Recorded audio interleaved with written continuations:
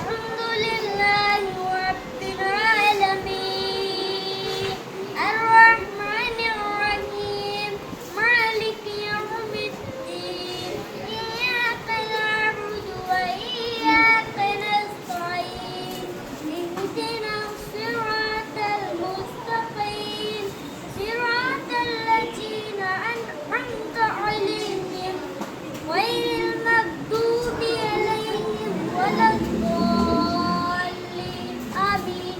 بالله من الشيطان الرجيم بسم الله الرحمن الرحيم ألم تر كيف فعل ربك بأصحاب الفيل ألم يجعل كيدهم في تضليل وأرسل عليهم طيرا أبابيل ترميهم بحجارة من سجيل فجعلهم كعصف مأكول.